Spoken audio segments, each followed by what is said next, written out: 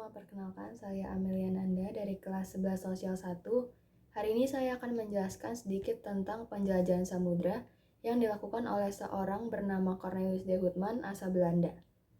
Cornelis de Houtman adalah seorang penjelajah yang menemukan jalur pelayaran dari Eropa ke Indonesia serta berhasil membuka perdagangan rempah-rempah untuk Belanda. Keberhasilannya ini kemudian membawanya kepada ekspedisi-ekspedisi lain yang berujung pada praktik kolonialisme di Nusantara. Cornelis de Houtman adalah seorang penjelajah asal Belanda yang lahir di Gouda, Belanda pada tanggal 2 April tahun 1565. Sebelum ke Indonesia, Cornelis terlebih dahulu berlayar ke Lisboa untuk menemukan rempah-rempah. Rute perjalanan Cornelis de Houtman dimulai dari negara Belanda menuju ke Indonesia melewati Selat Sunda. Tujuan utamanya yaitu adalah untuk perdagangan dan juga kolonialisme. Dalam buku sejarah karya Nana Supriyatna dituliskan bahwa Cornelis de Houtman tertarik mencari sendiri rempah-rempah di Asia karena sebelumnya ia hanya berperan sebagai pedagang perantara.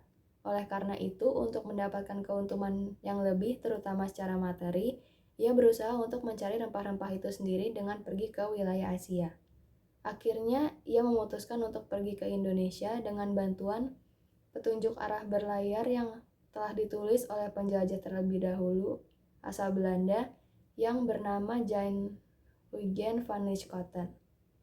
Penjelajahan samudra yang dilakukan oleh Cornelis de Houtman dimulai dari pelabuhan di Belanda, berlayar menuju pantai barat Afrika sebagai salah satu perhentian untuk mengisi perbekalan.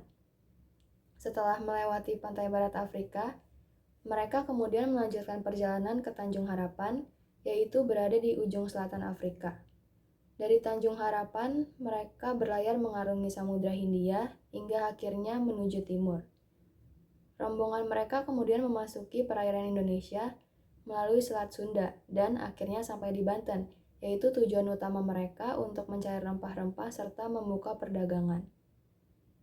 Belanda masuk ke Indonesia, yaitu melewati Selat Sunda, bukan Selat Malaka. Kenapa?